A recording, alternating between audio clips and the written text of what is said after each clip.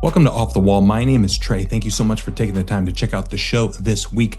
After a little bit of a bye week last week, we're back at full strength this week with the shows. Some people have been reaching out and saying, hey, what's going on with the show? I appreciate your love and support. Had to take a little bye week to spend some time with some friends and family, but we are back. This week, we're going to dive into the NAL Championship that took place this past week, and we got the AF1 playoffs starting next week. We've got the tail end of the IFL season. A lot to dive into, a lot to dissect. And we'll dive into that after we do some social plugs. That's right, everyone's favorite part of the show. If you're not already, please make sure you're following us at Off the Wall FB, F as in foot, B as in ball. Again, Off the Wall FB. We are on X. We're on Instagram. We're on TikTok. We're on all the socials. We're on all the things and stuff. So please go check us out. Give us a follow. Join the conversation. We watch the games live, and usually some shenanigans are afoot, and the arena football world is one of the greatest soap operas in the world. So I always love mixing it up with folks and hearing their thoughts and perspectives on things and stuff that are happening within the world.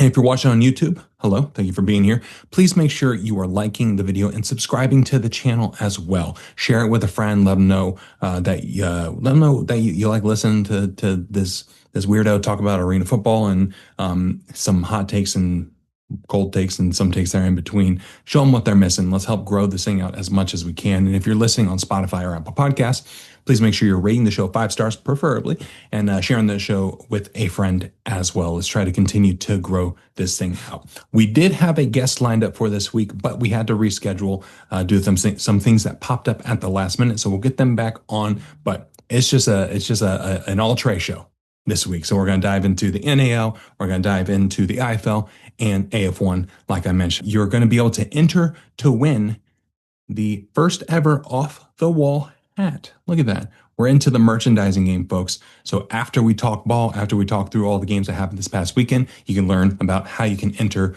to win the first edition. We're going with it, the first edition of the Off the Wall hat. The first game we're going to talk about is the NAL Championship that took place between the Omaha Beef and the Beaumont Renegades. Beaumont, the first-year franchise, and Omaha being the defending champions from last season. And Beaumont absolutely dominated this game. They ended up winning the game 37-29 to claim their first NAL title. And I know you may be thinking 37-29, that doesn't sound like domination, but it really was. Beaumont was up 37-13 at one point in the second half, and they were in full control of this game. Omaha fought and clawed back. They were able to score and make it a one-possession game with under a minute left, and it looked like some of the Omaha voodoo was going to take place, but Beaumont was able to hold on and secure the win at the very end of the game. And this was a very strong performance by the Renegades defense. This entire secondary played really well. Jalen Hicks had big play after big play in the secondary to break up a ton of passes and really disrupt things for the wide receiver group for the Omaha Beef that is usually due for a couple of big plays all throughout the game. They just weren't able to get things going. And quarterback Tommy Armstrong, he hadn't lost a game as starting quarterback for the Omaha Beef in nearly 3 years. You look back the past 2 seasons, he signed on late this season and took over things and went after one last run with the Beef. They made him look insanely human. Tommy Armstrong has been a bit of a Superman for the Beef over the past couple of years, and this Beaumont defense just did a really good job of shutting things down. Looking at Tommy Armstrong's stat line, he ended up going 9 for 24, 1 touchdown and 1 interception. He had 142 yards, and they were in, I don't want to say panic mode, but they were in desperation mode late when they were down, I think 24 points in the second half. And that's just not something that Omaha is typically used to. And Tommy Armstrong was able to get some things going on the ground as well. He had a couple scores on the ground. Tobias Taylor had a score on the ground as well. But it was just really impressive what this Beaumont defense was able to do and force Omaha into a game plan that they clearly did not. They don't want to play from behind. Nobody wants to play from behind. And again, not enough can be said about this Beaumont defense, but on offense, the MVP of the NAL, Carl Robinson III, he had a really, really great game. He had 21 attempts and completed 12 passes for 116 yards and a touchdown. Nothing too stellar, nothing too It doesn't jump off the stat sheet necessarily, but when you look at the ground game, that's where he really made a difference in this one. He ran the ball 14 times for 68 yards and three touchdowns, with Denarius Antoine contributing 16 rushes for 37 yards and a touchdown as well. So it just seemed like Carl Robinson was able to just pick apart the Omaha defense and, all right, you guys are going to drop back all the way into coverage and not rush an extra defender. I'm just going to scramble and gain 10, 15 yards and get a first down, keep the ball moving down the field. Oh, you're going to blitz me? Okay, well, I'll just take a step, throw it to my open receiver on a short route and let him do some work. It's just an unbelievable game by Carl Robinson in this one. He showed why he is the NAL MVP, and he showed why this Beaumont team was so dangerous for so long this season. And yeah, this Beaumont team was super exciting, a very fun team to watch all year. And it just goes to show with if you can get the right personnel, get the right group, get the right coaching staff in place, any team can win any given league across the entire arena and indoor football space. You just got to have the right group of guys. Clinton Solomon came over from Wichita after the Wichita Regulators situation went down the way it did. He was the offensive coordinator for Beaumont. Corey Mayfield was a great offensive and defensive lineman back in the early 2000s. So they have the pedigree on the coaching staff to really make a difference, and they walked away with the title. So big congratulations to the Beaumont Renegades for their first NAL championship. We'll have to see how things work out for them, see if they can make a run and repeat next year. Flipping over to the AF1 now, the Arena Football 1 regular season has concluded. The playoff picture is set in stone, and it came down to the final week of the season. It didn't, not just the final week, the final game of the regular season decided who is in and who is out. So it was a really, really great race to the finish. But the first game we're going to talk about was the Corpus Christi Tritons going to Clarksville, Tennessee, not necessarily Nashville. Clarksville, Tennessee, take on the Nashville Cats, and Nashville won this game in dominating fashion, 80-18. So a 62-point win for the Cats to be able to secure their spot in the play. Well, I think it was already secured before, but to be able to put them in a position where they could potentially host a home playoff game, which is what ended up happening. So Tyler Kolka, he had a really good game, 8 for 16, nothing too crazy throwing, but those 8 passes went for 138 yards and 4 touchdowns. So half of his completed passes went for touchdowns, and they were able to do a really good job running the ball as well. They had, what is this, 1, 2, 3, 4 rushing touchdowns on the ground, 4 passing touchdowns through the air, and they were just able to do really whatever they wanted to this Corpus Christi team. This Nashville team looks really, really good, and they get a first round matchup with the Southwest Kansas Storm, and they'll be hosting them in Clarksville again, in the arena up in Clarksville, Tennessee, which could be an interesting thing to monitor to see if they potentially host more games there in the future. Could they potentially make that their permanent home for a year, maybe 2? It seems like the arena situation is much better up in Clarksville, but hey, we'll see what happens. But again, Tyler Kolka Mania had a really good game in this one, and Niger Jackson had 3 rushes for 39 yards, 2 touchdowns. We got Antoine Grant, 3 catches for 37 yards and 2 touchdowns. They were just evenly distributing the ball all throughout the entire offense, and they were able to do pretty much whatever they wanted. I mean, they scored 80 points. It makes sense, and the defense was really able to put the clamps on Corpus Christi and not really let them do much. Gunnar Rayborn, he had a very busy day, kicking extra points and kicking deuces as well. And this Nashville team is looking good heading into the playoffs. Like I said, they get a tough matchup with the Southwest Kansas Storm, but it'll be a rematch of both of these teams' week 0 game, in which the entire AF1 season kicked off with those two teams, and they had a nail biter where Nashville ended up winning in, I want to say it was week 8 or week 9. I don't know, fact check me on that, chat, what that was. But Corpus Christi, they end the season on a 7-game losing streak after starting off hot and, encountering the financial issues that they ended up having. And it remains to be seen what the fate of Corpus Christi looks like beyond this season. Do they come back next year? It seems like they have a lot of off the field things that they have to get figured out. And yeah, it's an interesting situation to monitor. It feels like branding wise and towards the back half of the year, they got everything sorted out and they look like they had their act together. But it took a long time to get there, and they might have been stretched beyond their means in the first half of the season. So Corpus Christi, we'll have to monitor the situation, see what happens. But they got beat down to end the year and kind of went out on a whimper, while Nashville kind of went out on a bark. But speaking of going out on a whimper, we've got the Washington Wolfpack finishing their regular season, going to Albany to take on the Albany Firebirds, and Albany won this game 98 to 12. 98 to 12. So we had a 62-point beatdown, followed by let me do the math here, an 86 point beatdown. Oof, not great. Not great at all. Sam Castronova had a really solid game. No surprise to anybody. Friend of the program, Sam Castronova. Almost forgot to throw that in there. Six completed passes for 122 yards and 3 touchdowns. Backup Robert McCoy got some action. 7 completions for 98 yards and 4 touchdowns. Dwayne Brown was busy catching 3 of those touchdowns. Darian Townsend caught another 3. Colby Bird, offensive lineman, got a big man touchdown. So shout out to Colby Bird. And this defense was really able to impose their will on the Washington Wolfpack offense. Washington surprisingly was able to score 12 points. I don't think a lot of people anticipated that happening after, only scoring 4 in their last outing. But the defensively they played really, really well, and they got a bit of a boost. I know the last thing this Albany defense needed was a boost, but they brought in Marquise Lawson Greenwood, who played really, really well in Southwest Kansas last year, had a stint in the UFL, had a stint in the CFL, but made his way back into the AF1 and made his debut for Albany. He ended up having 6 tackles and 2 sacks, forced fumble as well, so immediately able to make his impact known. And this defense was just flying all over the field and being disruptive. And Mike Lee was able to haul in 2 interceptions and return both of them for touchdowns. Just an onslaught of points.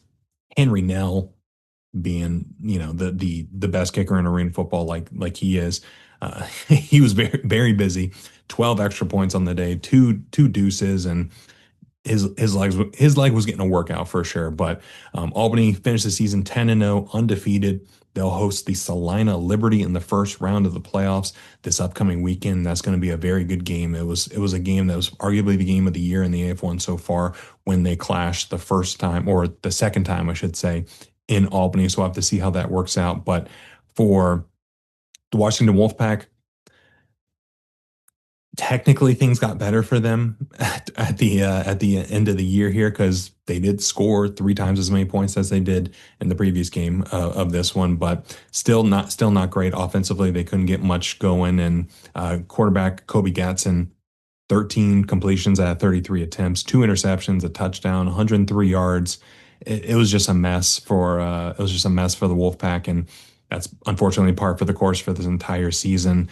They were just getting beat up on defense. They were getting beat up on offense. Offense really couldn't get much going all year and seemed to just get incrementally worse as the season went on. So hoping for the best for Washington. I hope they're able to get some things figured out. They're able to bring in some players on that offensive line and at the quarterback position that can give this offense a fighting chance. But yeah, this Washington Wolfpack, I think we're all marked safe from future Wolfpack offensive performances now. So big congratulations to all of us for surviving this season and the exposure to the Washington Wolfpack offense that we all had.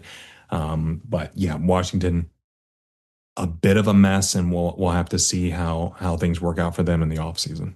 And this next game is where things got very interesting in terms of the playoff race. We had the Billings Outlaws facing the Oregon Lightning, and Billings ended up winning this game 40-38. So Billings had to win this game and have Salina lose in order to lock up that 4 seed and sneak into the playoffs after the start to the season, the rough start to the season that they had. And it was looking grim at the beginning. Oregon jumped out to a 14-0 lead, but Billings was able to turn it on and do just enough to snag victory from the jaws of defeat.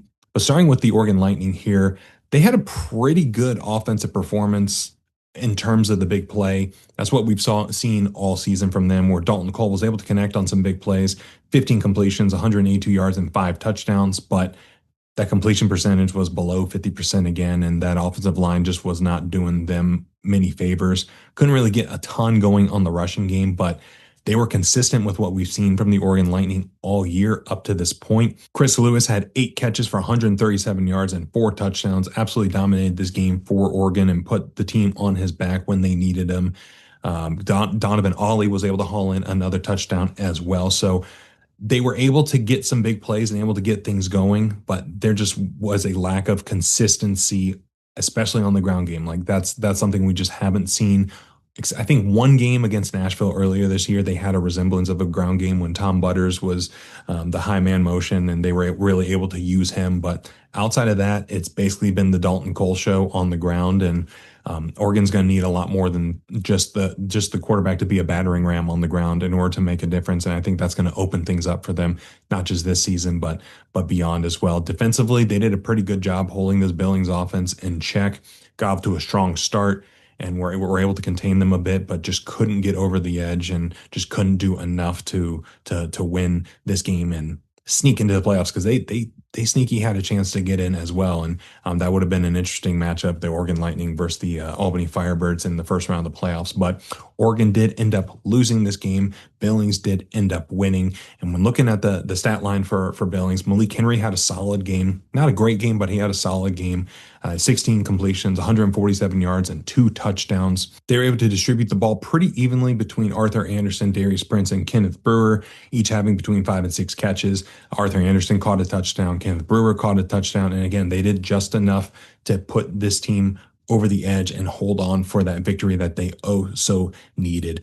Kevin Boyles Jr. stepped in and he ran the ball really, really well. 13 attempts for 47 yards and 3 touchdowns.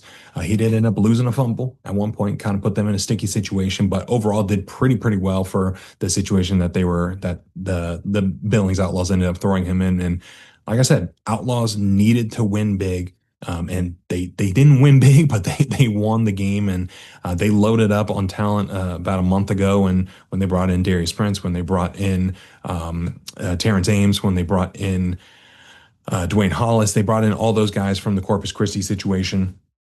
They got an infusion of talent, but unfortunately it was just too little, too late. And it's curious to make, like, when you think about the playoff structure that they originally had was going to be 6 teams going into the playoffs and being able to, the top 2 seeds getting a bye. They ended up cutting it down to 4 teams making the playoffs. If they had kept that original 6 teams making it, Billings would have been in, and it would have been an interesting situation to see. But 6 teams making it to the playoffs out of 8, it's just doesn't sit right. So I think going with 4 ultimately was the best decision for the league. And the Billings Outlaws were the defending champions of arena football heading into the season, and they just had a very disappointing middle of the season. Strong start, pretty strong finish, just a very bad middle, and it was just too little, too late for the defending champs. So they'll be sitting on the sidelines watching a new champion get crowned, and it's going to be interesting to see what the matchup is going to end up looking like for that Arena Football 1 championship, or the Arena Crown, as we recently learned that it will be called. And the last game of the week and the last game of the regular season was the Southwest Kansas Storm facing the Salina Liberty again. Southwest Kansas needed to win this game to secure a home playoff game. Salina needed to win this game to get into the playoffs, and Salina ended up not holding on. They ended up coming back to win 53-52. So another week, another comeback win over the Storm for the Salina Liberty. And the Storm, they just find ways to lose games. And that's unfortunately the way it is. They had a double-digit lead at halftime of this one. They were up 37-21, 16-point lead, and they just choked it away. They had a chance to really close this thing out, but they were held scoreless in the fourth quarter, and that's unfortunately been a common theme that we've seen from the Storm this season. We think back not just this game, but the last game between Salina and Southwest Kansas. We go back to the first time these teams played. It was 22-20. Southwest Kansas had multiple chances to put this thing away and end it on their terms, but they gave the ball back to Salina, and Salina had a chance to steal the win there. They just couldn't do it then. We look back at the Oregon Lightning game. The Storm had a chance to put it away on their terms. Oregon ends up getting the ball. They throw a Hail Mary and catch it, and it ends the game with no time left. So this has been a common theme with the Storm, and it seemed like they were riding high and they were in a really good position.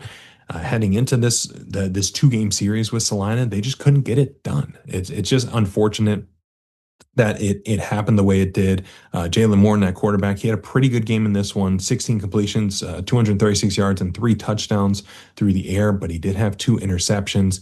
But he added 3 more touchdowns on the ground, so a 6 touchdown performance out of him, nearly 300 total yards, and that's the way arena football works sometimes, where the quarterback can have an incredible game, incredible stat line, but the defense also gives up a ton of points, and they were just making mistakes down the line that ended up coming back to haunt them. Wide receiver Demarius Washington, longtime veteran of the arena football game. He had 9 catches for 147 yards and 2 touchdowns. Jay's Grissom, backup quarterback slash athlete slash wide receiver slash wherever they need him. He had 4 catches for 55 yards and a touchdown as well. So they were getting productivity on offense. They couldn't end it on their terms, and they couldn't get the stops on defense in the second half that they needed to hold on. So they get into the playoffs, but they don't have a home playoff game. They have to go to Clarksville to face the Nashville Cats. And I'm sure that's something that they would have much preferred to stay at home. And they had the opportunity to make sure that they played that game at home. But again, they just couldn't end it on their terms. And it's just so frustrating to see. And it's just something where it's like, man, what could have been with this team? Because even on defense, Michael Lawson, he had 10 tackles, a forced fumble, an interception, a couple passes defended. They were making the plays early on. It's just down the line, they couldn't close it out. So we'll have to see that in that rematch that they get with the Nashville Cats in the first round of the playoffs. Which Southwest Kansas team do we see? Do we see the one that was capable of putting up 60 and holding their team to much less than that? Do we see the one that has a double-digit lead and ends up coughing it up towards the end like we've seen the past couple of seasons and time again this year? I don't know. We'll have to see what Storm team we get in the first round of the playoffs, but they have a good matchup with the Nashville Cats in terms of good matchup for the viewing fan. It's an interesting collision of these two teams where it's a very different matchup than what we had at the very beginning of the year in week 0. It's a little more similar to what they had in week 8, week 9, when Nashville was able to walk away with the win. But the biggest winner of the weekend by far was the Salina Liberty. They won this game, and they ended up sneaking into the playoffs in that 4 seed. Rakeem Cato and Javin Kilgo, they both played in this game. Javin Kilgo ended up coming in relief of Rakeem Cato and really marching this team down the field and getting the clutch points when they needed them. They were able to come back and score 17 unanswered in the fourth quarter, and it was just an incredible comeback by Salina for the second consecutive week versus the Storm. Ed Smith Jr., he had 9 catches for 121 yards and 3 touchdowns. Tracy Brooks had 10 catches for 98 yards and a touchdown. Malik Honeycutt had 8 catches for 100 yards. So they were able to get a ton of productivity out of their receiving group. And it's just incredible to see the night and day difference from the Salina Liberty team from the beginning of the year to the end of the year, where they just seem like an absolute force to be reckoned with. And they look dead in the water. They looked deader than dead. I don't know what's deader than dead, but whatever that is, that's what Salina looked like for the first 4 games of the year. But they've absolutely turned it on, and they've looked unbelievable for the past 6-7 or not 6-7 weeks, but the last 6-7 games of the year for them, playing Albany really close, really exploding on offense and making life hell for opposing defenses. Rakeem Cato, signed midseason, has just been an unbelievable addition to this group and really unlocked the potential of this offense. So we'll have to see if Rakeem Cato is healthy enough to play in this first round against the Albany Firebirds, or if it is going to be Javin Kilgo, if he gets trotted out there. Kilgo has looked much better in the time that he has played and in the relief that he's come in for an injured Cato. He's looked really, really great this past month or so. But yeah, Salina, they fought and clawed. They earned this last playoff spot, and they get a rematch with the Albany Firebirds in Albany, New York, in the first round with a ticket to the Arena Crown, aka the AF1 Championship, on the line. So it's going to be a very fun matchup, and it's going to be one that everybody in the arena football community, everyone in the arena football sphere should be paying attention to because it should be a very good game if their most recent matchup is any indication of what is to come. Flipping over to the IFL, we had a busy week in the Indoor Football League. Starting on Friday night, we had the Jacksonville Sharks visiting the Green Bay Blizzard, and Green Bay smacked Jacksonville 75-43. I think it's the third time they've scored at least 75 points in a game this year, which is just absurd. The Green Bay offense is playing unbelievable football over not just the past month and a half, but all season long up to this point. Minus the one Tulsa game, but we're not going to talk about it. Max Mailer turned in an MVP-worthy performance. I think it's time to start having that conversation about Max Mailer being an MVP of the IFL. He had 5 passing touchdowns, 179 yards through the air, 3 rushing touchdowns, 39 yards on the ground. He was distributing the ball very, very well amongst his different receivers. Lil Patron, 5 catches. TJ Davis, 5 catches. Jalen Cagle, 3 catches. 49 yards, 48 yards, 42 yards, 40 yards. Like, they were just evenly distributing the ball, and this Green Bay offense is just playing unbelievable so far, and the defense is coming together. It's coming along. They added Sean Mustin about halfway through the season. They added Rafiq Abdul-Wahid from last year about halfway through the season as well. So the defense is starting to take shape. They really turned it on in the second half when Jacksonville was trying to play catch up. The defensive line was really disruptive, and the defense as a whole was playing really well and putting Jacksonville in a spot where they couldn't keep up. They couldn't keep up with Green Bay. Green Bay scored 42 points in the second half. Jacksonville only scored 19, and that's where they were able to really pull away and get another win in the win column for the Green Bay Blizzard, who now sit at 8-3 on the year. Jacksonville now sitting at 7-4 on the year. It wasn't all bad for Jacksonville. In the beginning of this game, it looked like they had their work cut out for them, but it was a game that they could have made a bit more competitive, but they just couldn't really get a ton going through the passing game. Tyler Huff started the game, didn't play bad. He had 14 completions, 127 yards, but no touchdowns through the air. Jacksonville's bread and butter this season has been the running game, both at the quarterback and running back position. That's where they excelled in this one. Tyler Huff had 3 touchdowns on the ground. Larry McCammon had 2 touchdowns on the ground. As a team, they had just under 100 yards rushing. But when you're in a shootout, when you're going up against somebody like Max Mailer, who has 179 passing yards and 5 touchdowns and is able to score at the snap of a finger, you need a passing attack, and Jacksonville has just really struggled with that all year. They haven't found their guy. They thought they had their guy in Caleb Barker to start the year. That just wasn't the case. They turned to Blaine Espinosa. They turned to Tyler Huff. They could be turning to somebody new potentially if some of the rumblings we're hearing at the ground level may be coming to fruition. We'll have to see how that works out, but Jacksonville Sharks, they're good at running the ball, and they need their defense to really play exceptional football to give them an opportunity to compete in some of these games. And that just wasn't the case here when you got the Green Bay Blizzard posting up 75 points, and there's not much that the Jacksonville offense could do. They're not built to compete in a 75-70 game. They're just not built that way. This Green Bay defense was just playing very, very well against the passing game, and the Sharks just kind of ran out of gas in the second half. So they're sitting well right now, but they better not look over their shoulder because they're sitting at 7-4 right now. Massachusetts sitting at 5-5. They are going on a little bit of a tear recently and getting back into a rhythm. So I don't think Jacksonville needs to hit the panic button just yet, but don't look back because Massachusetts is slowly creeping up behind you. Speaking of the Pirates, the next game we're going to talk about, the Massachusetts Pirates played the Iowa Barnstormers, and Massachusetts won this game big, 66-35. So Massachusetts absolutely needed a big-time performance on offense to kind of wake things up and start to look like the contender that they could be, and they absolutely got that. I know I've been tough on Kenji Bahar at quarterback for most of the season, but he played really, really well in this one, and is starting to look like he's starting to piece some things together and really getting a feel for the indoor game right now. So Kenji Bahar had 168 yards passing, 5 passing touchdowns, connected with Tio Redding 5 times for 114 yards and a touchdown as well. And he was distributing the ball pretty evenly amongst his receiver group, and they were able to run the ball outside of Kenji, which was great to see. Tyon Evans, 66 yards and a touchdown. Tio Redding even got involved on the running game. So Kenji Bahar has been like Up to this point, this offense has lived and died with Kenji Bahar.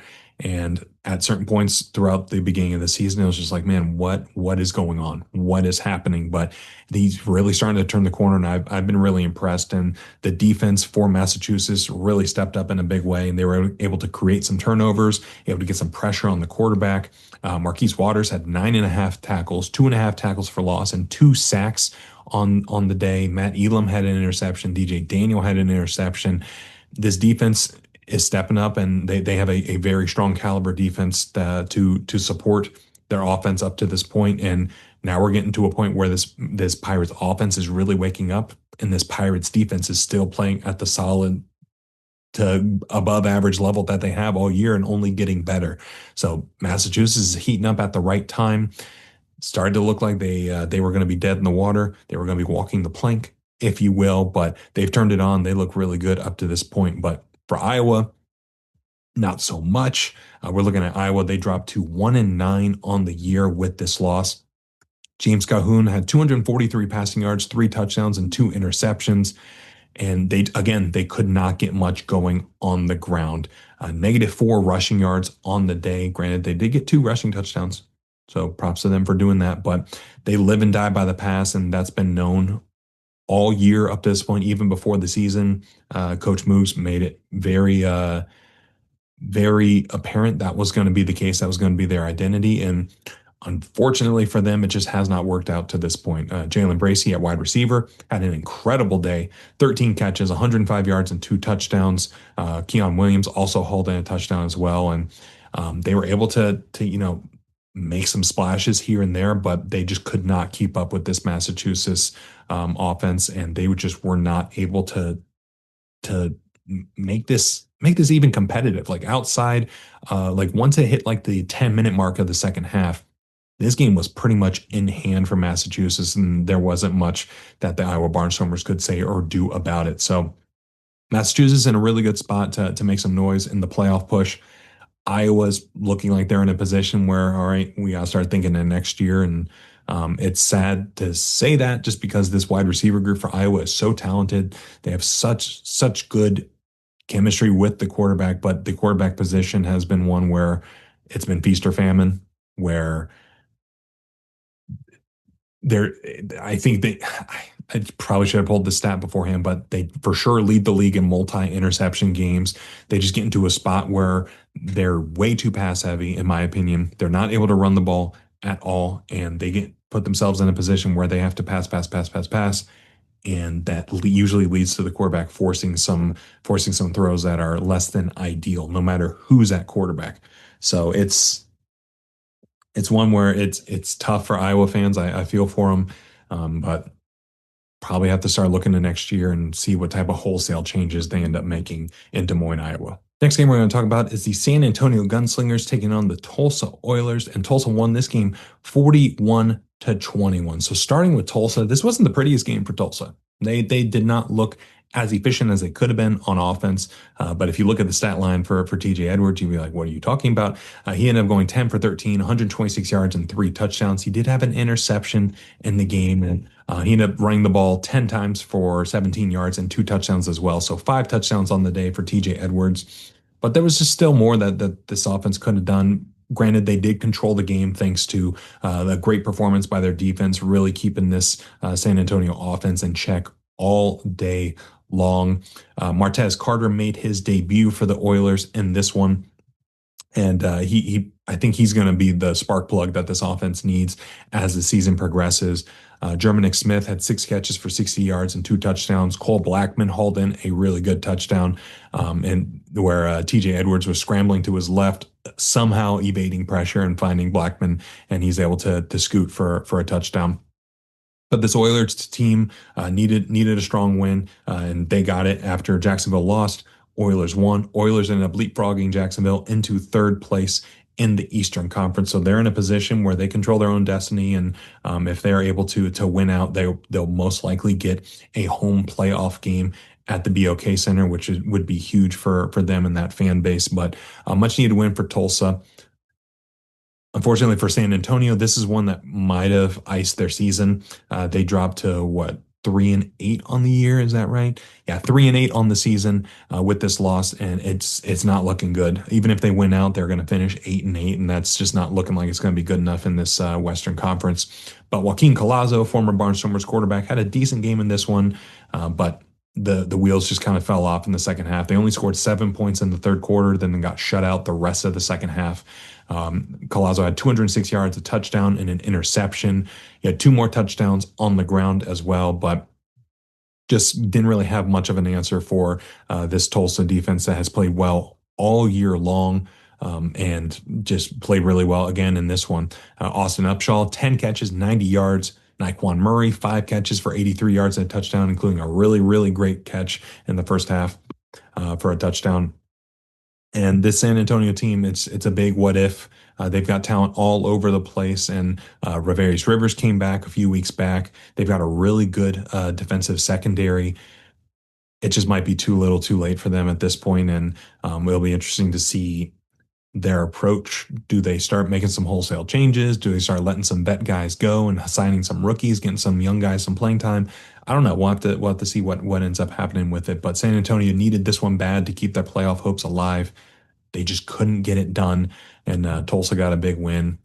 Gunslingers got a big loss. And yeah, Tulsa's looking good in their playoff journey, and Gunslingers not so much. All right, next game we're going to talk about is the Fishers Freight versus the Quad City Steamwheelers, and Quad City won this game 45-28. So we're going to start with the Fishers Freight here. They dropped to 2-9 on the year, and just like the Gunslingers that we mentioned a few moments ago, this one pretty much iced the season for them. They're not mathematically out. I think they still have a fighting chance, but a lot has to go in their favor, and this offense really has to get their act together in order for that to happen. And I just unfortunately don't see it happening. This offense just could not get much going. They only scored 12 points in the first half and got shut out in that fourth quarter. The Quad City defense was just making life so difficult for this offense. Carlos Davis at quarterback, I like what he brings to the passing game. They just couldn't really get things going. He ended the day with 181 passing yards, a touchdown, and 2 interceptions. Also had some fumbles as well, one that got returned by a friend of the program, Malik Duncan, for a touchdown in the first half that really helped blow this thing up.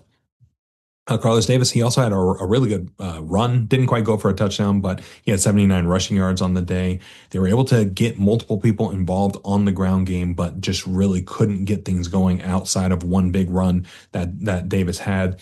JT Stokes got involved in the passing game, 7 catches, 76 yards, and a touchdown. Jaron McGall had 5 catches for 66 yards, and they just really couldn't get much going for the Freight, and it'll be interesting. I keep saying it'll be interesting, but it is interesting.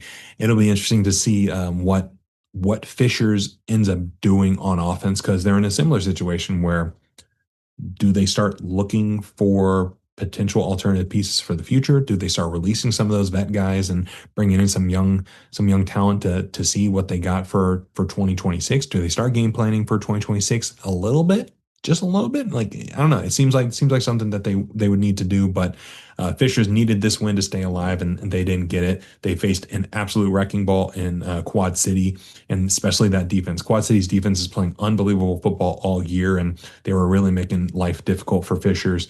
But on offense, Quad City was able to do pretty well in this one. They weren't really able to lay it on as thick as you would hope, facing a team like Fishers. But credit to Fishers, they have a decent to strong defense that keeps them in a lot more games than they probably deserve, if we're being honest. But Daquan Neal had 172 passing yards and 2 touchdowns, and Jared Ware Jr. had 2 touchdowns on the ground. Jordan Vesey, 4 catches for 89 yards and 2 touchdowns, and they truly didn't need to do a ton on offense. They really didn't. I think it was more so a hold on. We scored 30. That's more than enough. Let's kill the clock. Let's get out of here with the win. And that's exactly what they did. So they're sitting at what do we got? They're sitting at 9-2 on the year so far. They're number 1 seed in the Eastern Conference, best record in the entire IFL up to this point. So if the season ended now, they would have home field advantage in the playoffs, which is huge considering their home record versus their away record over the past, 3-4 years. So Quad City's in a really good spot. They're in the driver's seat. They control their own destiny, all the cliches, all the things and stuff that you're used to hearing. And they just look great through a stout running game, Daquan Neal finding the big play through the passing game in that defense, especially that defensive line, just playing unbelievable football all year up to this point. So Quad City is a very fun team to watch, and it looks like they're going to be in control of their own destiny here. Next thing we're going to talk about is a potential game of the year, and not just in the IFL, but all of arena and indoor football. We had the Tucson Sugar Skulls facing the Arizona Rattlers, and Tucson won this game 50-47. So the reason why it is a game of the year, not just because it was a close game, but Arizona was up 34-9 with 9 minutes and 6 seconds to go in the third quarter, and they came back, and Tucson came back from 25 points down to force overtime and win it in overtime. And not just one overtime, but 3 overtimes. So this was just an incredible game. Starting with Tucson, George Reyna at quarterback, he had 173 yards and 5 passing touchdowns. Once they got going in the second half, they just got cooking. They just really started flowing. Larry Harrington, who came over from the Rattlers earlier this year, had 7 catches for 83 yards and 2 touchdowns. On defense for the Sugar Skulls, they had some folks go down. They had Jameis Williams, who is the running back on the team, step in the defensive secondary, and he had 2 interceptions. So they were getting some production out of some players that were plug and plays, and on the defensive side of the ball, they made just enough plays in the second half to force OT and to ultimately win the game. Ahmad Lyons had 10 total tackles, including a tackle for loss. Trinelius Tatum had 9 total tackles, 2 tackles for loss, and a sack, a forced fumble. They had plenty of pass breakups. So this Tucson defense really delivered when they needed them to. And it was just an incredible comeback to see. And you don't see very many IFL games go to 1 overtime, let alone 3 overtime. So this was a great game. Highly suggest going to the IFL network and checking this one out. But for Arizona, seems like they got some decisions to make. The post-game press conference for the Rattlers, Kevin Guy made it very clear that some folks are going to be, quote, losing their jobs. So we'll have to look at the transaction report to see what types of adjustments, what types of personnel changes may be on the horizon for the Rattlers. But Dalton Snead statistically had a pretty good game, 19 completions, 197 yards and 2 touchdowns. They also had 2 interceptions, and the ground game was not the typical ground game that we're used to seeing from the Rattlers. We're used to seeing the Rattlers be able to close some teams out, especially when they have a double-digit lead late in the game, and that just wasn't the case here. Corey Reed Jr. had a big day, 9 catches, 104 yards and 2 touchdowns, but they just left the door open. Shout out to Silk Sonic. They left the door open for Tucson to inch back into this one. That's exactly what Tucson did. So Tucson needed this win to, keep their playoff hopes alive. That's exactly what they did. They're sitting at 4-6 now. They're in that 5 spot. They're only 2 games behind the Vegas Nighthawks right now for that 4 seed.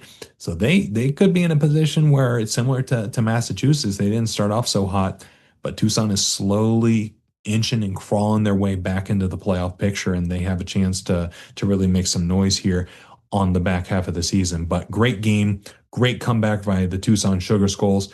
Second game this year where Tucson was able to top Arizona late in the game and really steal one steal victory from the jaws of defeat, or snatch victory from the Arizona Rattlers. I was going to say hands, but snakes don't have hands.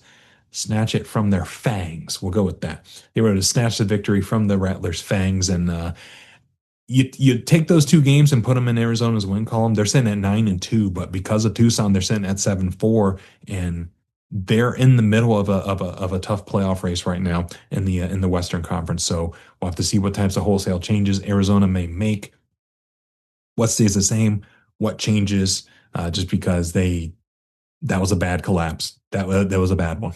The next game we're going to talk about was another really fun one in the West. It was the San Diego Strike Force taking on the Northern Arizona Wranglers, and San Diego won this game 56-53. So this was a much more back and forth battle than I think a lot of people anticipated, especially considering some of the duels these teams had earlier in the year, where they were lower scoring slugfest, and it was before Northern Arizona kind of found their groove on offense with Ramon Atkins. But over 100 points scored in this game, which is absolutely nuts considering where this Northern Arizona offense was at certain points of the year. But starting with San Diego, they had to come back and win this game. They were down quite a bit in the second half, but they were able to come back and pull it off with less than a minute to go. And San Diego really needed this win to, apply the pressure to the rest of the West. They're right now they're tied at 7-4 with the Arizona Rattlers for the second and third spot in the Western Conference. And so San Diego has had a strong defense for the majority of the season. The offense has ebbed and flowed a bit due to some injuries and due to some shuffling that they've had to do. But scoring 56 points is a good way to kind of let the rest of the league know, like, hey, we're here, we're back, we're not going anywhere. So Ed Vander, my guy, feed Vander, hashtag feed Vander, 42 rushing yards and 3 touchdowns on the ground. Nate Davis getting involved on the ground. Rudy Johnson getting involved on the ground. Jalen Sample, excuse me, almost said Staple. Jalen Sample having 7 catches for 82 yards. Nate Davis having a couple touchdowns through the air. This offense looked really good and played a very complete game, along with a defense and secondary that is slowly kind of morphing into the Pirates secondary from last year with Cyrus Fagan, Devin Hafford. Interesting development there that we'll have to we'll have to monitor. But San Diego's looking really, really good. They're getting stronger over the middle of the season after a pretty rough start to their standards, I should say. And they're looking like a team that can make a run if they can really keep this ground game going, if they can continue to feed Vander and let Nate Davis do his thing at quarterback and get this talented wide receiver group in the mix as well. But flipping it over to Northern Arizona, this was a game where it was like, man, they had this one. They absolutely had it, and they just kind of let it slip away. And if this Northern Arizona team is the one that we saw from week one and on, we're probably looking at a team that's sitting at least 5-5, 6-5 at this point in the year and fighting for a playoff spot. But they just kind of got things turned around a little too late, and unfortunately for them, they just couldn't really get much going early on. But Nolan Susel, I think he has a bright future in the IFL. He had 28 yards on the ground and 2 rushing touchdowns. Ramon Atkins also had 2 rushing touchdowns as well. Atkins also had 145 yards through the air. And the Wranglers were able to get production on all sides of the ball. They had an interception return by defensive lineman Mason Newton, which was really awesome. Go to Off the Walls TikTok or Instagram to see that highlight. Really, really cool grab and snag and grab and run back for the big man. And then they also had a kickoff return touchdown as well. So they were able to get production not just on offense, but on defense and special teams. And usually that's a pretty good recipe for success in any field of football, let alone indoor football. But San Diego was just able to storm back and snag the win towards the very end of the game.